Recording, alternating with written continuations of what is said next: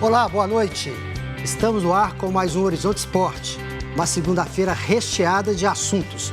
Vamos falar de Atlético, Cruzeiro, de bastidores, reunião lá no Conselho Deliberativo do Atlético. Vamos falar do América e da rodada do Campeonato Brasileiro. Participe, faça o programa conosco. Ligue para o 99642-8473. Mande a sua mensagem de voz, dê a sua opinião. Gostou do seu time? Não gostou? Participe com a gente. Nós vamos fazer uma virada de vinheta e voltamos daqui a pouco a apresentar a nossa mesa de hoje. É já, é rápido.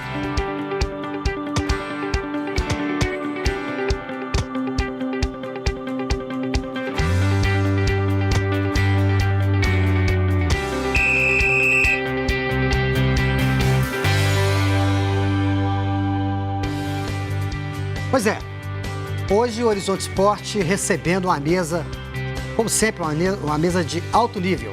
Né? À minha direita aqui, à esquerda do seu vídeo, a revelação da TV Mineira, hein? E é forte no rádio também. Rafael Miguel, boa noite, meu amigo. Boa noite, Carlos, boa noite, companheiros, boa noite, pessoal que está nos acompanhando aí. Mais um Horizonte Esporte, depois da primeira rodada do Campeonato Brasileiro, e já tem muita coisa pra gente falar aqui. E ele tem nome de artista, nome difícil, mas é um cara muito acessível e sabe muito de futebol. Kesley. Boa noite. Gostou só do segundo nome? Fica mais fácil.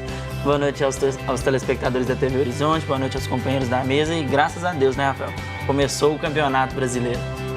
E também conosco o Aelton Aleixo, que já é uma personalidade aqui da nossa mesa, da nossa bancada. Prazer recebê-lo novamente, amigo. Prazer é todo meu. Boa noite, Carlinhos, aos companheiros e a você de casa. Vamos tocar a bola porque começou a animação do futebol brasileiro. É isto. O campeonato começou forte, né? Forte não, quente. Né? O nível técnico parece que não vai ser o que a gente gostaria, né? Realmente confirmou, para mim, confirmou o que eu já esperava. O nível técnico ali de mediano para baixo. Né? Aqui para nós, mineiros, uma vitória e uma derrota na Série A e uma derrota na Série B com o América na sexta-feira. Mas vamos começar com a Série A. O Atlético precisava vencer e fez o resultado. Não jogou aquela bola que a gente gosta e quer ver, mas conseguiu vencer e quebrar com uma sequência negativa. Nós vamos ver alguns lances aí, e aí, moçada, nós vamos comentando, né, essa situação do Atlético.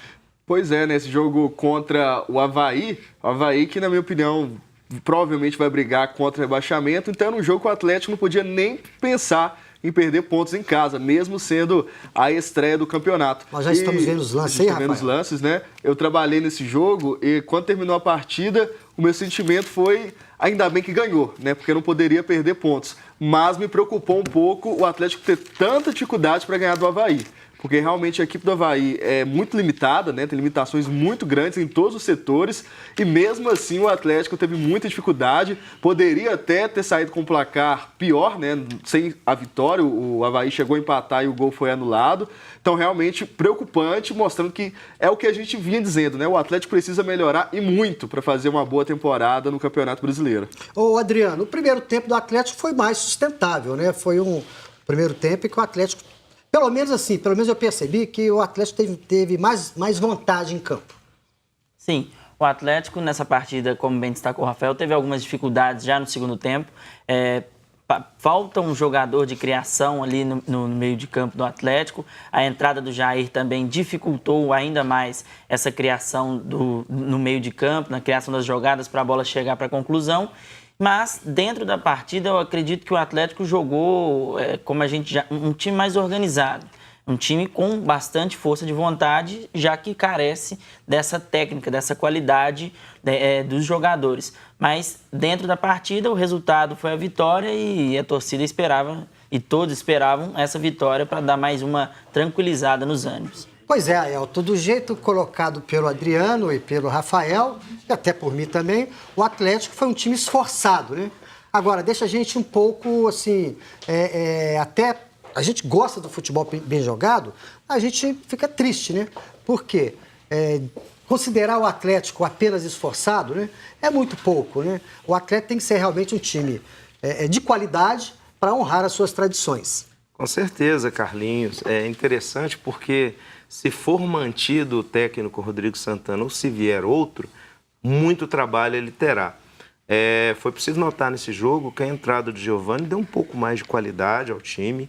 Ele deu aquela profundidade ali, aquele jogador mais agudo que vai para cima, que parte Tem um drible, né, Ailton? Isso, o rompedor, né? Aquele jogador que tem essa facilidade para driblar e para dar as assistências necessárias. Isso foi importante. Mostra que o Atlético ainda precisa de outros jogadores desse nível, né, desse calibre, mas mostrou a dificuldade atleticana no momento. O time ainda carece de algumas peças. Vamos ver o que a diretoria vai fazer, né? Bom, a nossa mesa agora está completa. Conosco também o nosso cracaço do passado e comentarista do presente, Vanderlei. Prazer recebê-lo, amigo. Boa noite, telespectadores, companheiros, toda a nossa equipe. Realmente, assim, é muito difícil a gente analisar um jogo de desespero, né? Um jogo que todas as duas equipes precisam vencer.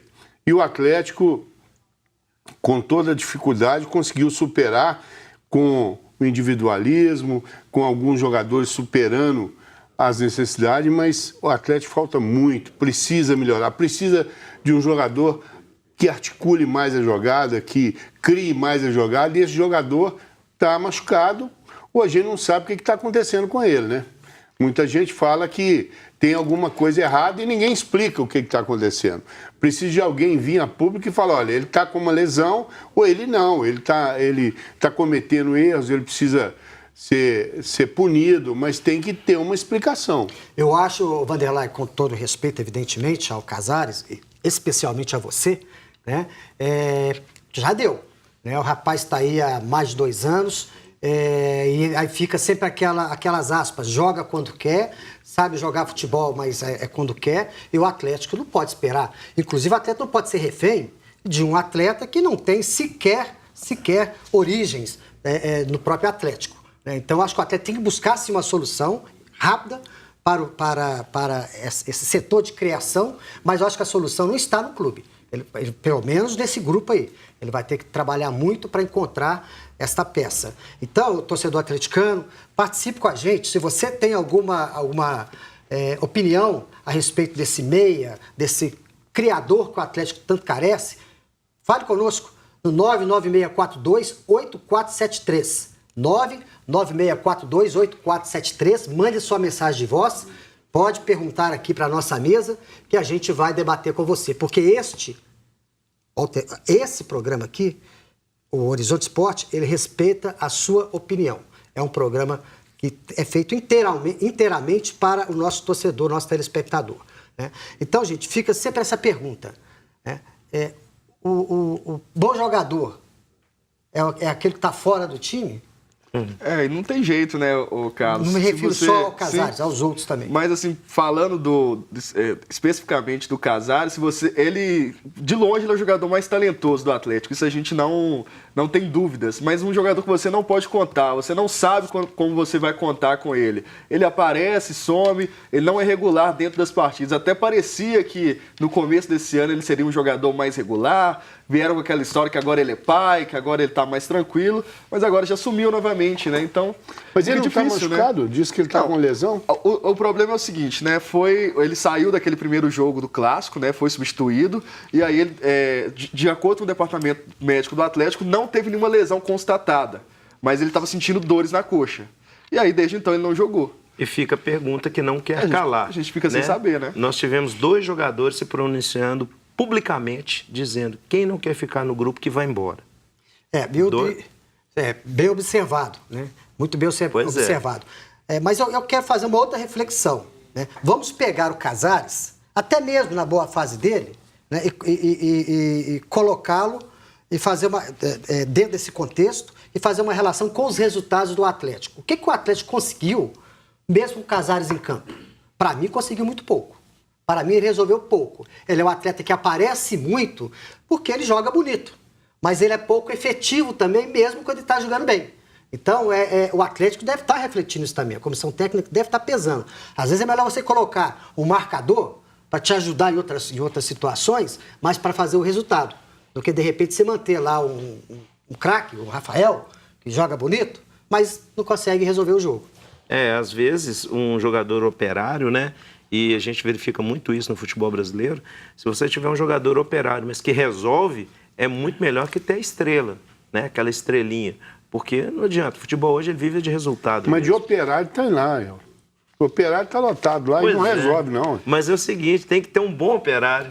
Tem que ter o que resolve. O Atlético porque o craque não jogar, não adianta. precisa desse craque, mas um craque que vai corresponder, um craque que realmente vai estar lá quando o time precisa. Ué. Você sabe qual é o problema grave? O problema Sim. grave do Atlético hoje, pelo menos na minha opinião, é assim.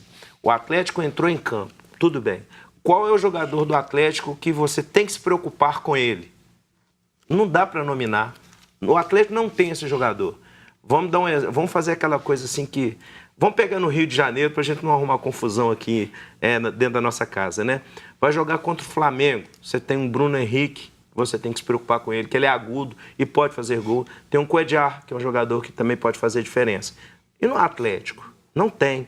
No Palmeiras, tem vários jogadores que você tem que se preocupar com eles. No Atlético, não tem esse nome.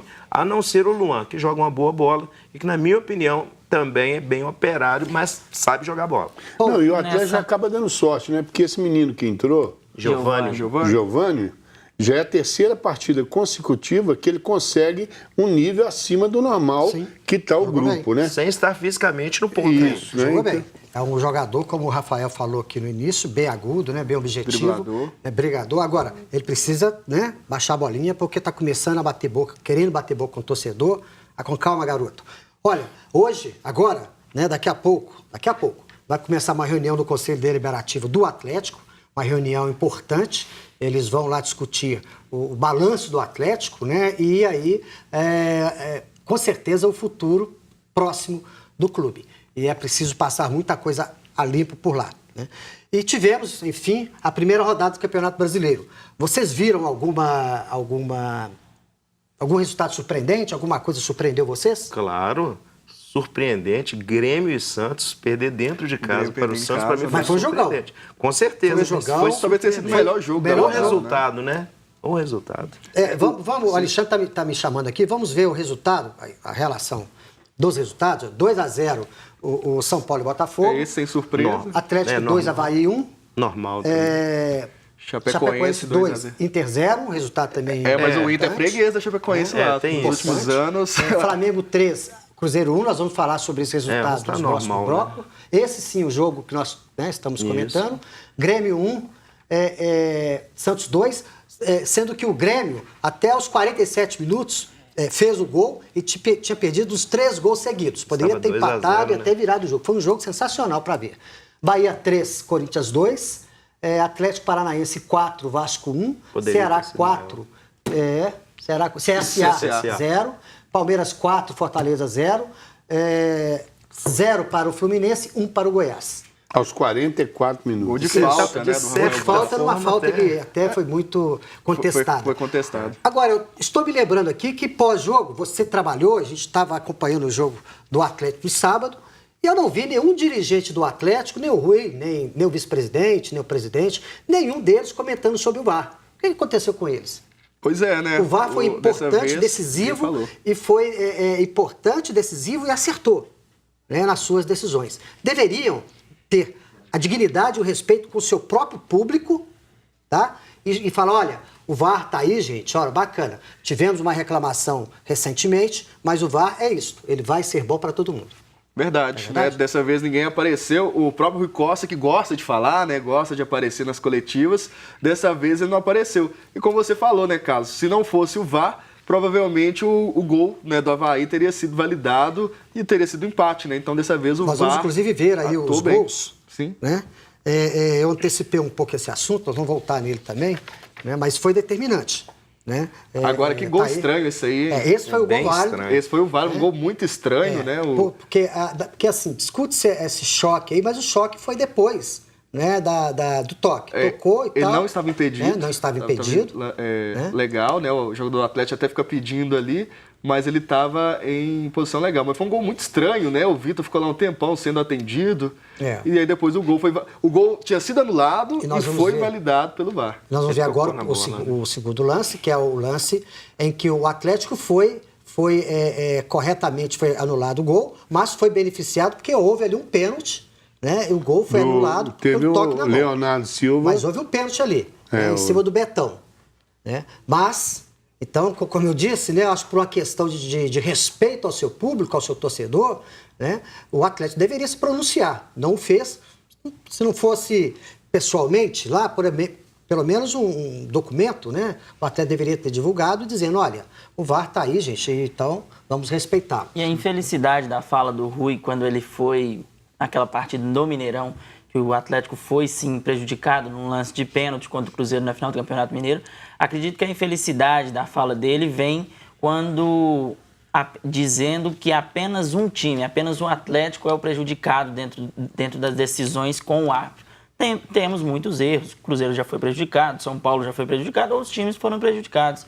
Aí você pega em comparação a fala do Guardiola lá na Europa, de que ele não gostaria de que o clube dele vencesse como venceu uma partida, e ele deixou claro que ele não gostou do resultado porque teve um gol, lance irregular. O VAR vem exatamente para trazer essa justiça que em alguns lances, não por, digamos, muitos torcedores falam, o árbitro roubou. Não, ele não roubou, ele errou. Ele é um ser humano, como qualquer outro, ele está passível do erro. O VAR vem exatamente para auxiliar nessa questão. E aí a gente viu que teve um lance de gol de mão, o árbitro anulou, seguindo a nova regra da FIFA também, que já está valendo no Campeonato Brasileiro, porém ele deveria ter sido chamado para analisar o lance, a carga que foi feita pelo Leonardo Silva em cima do Betão, que para mim foi um lance de pênalti. Bom, nós vamos retornar ao Atlético, mais para frente vamos voltar falando do Cruzeiro, tem também o América e tem muito mais para a gente falar aqui, muito mais para a gente discutir. Participe conosco no 996428473, mande sua mensagem de voz, será um prazer para a gente colocar você aqui no nosso programa. Vamos fazer um intervalo, retornamos daqui a pouquinho, tá? É já, tomar uma água ali e volta.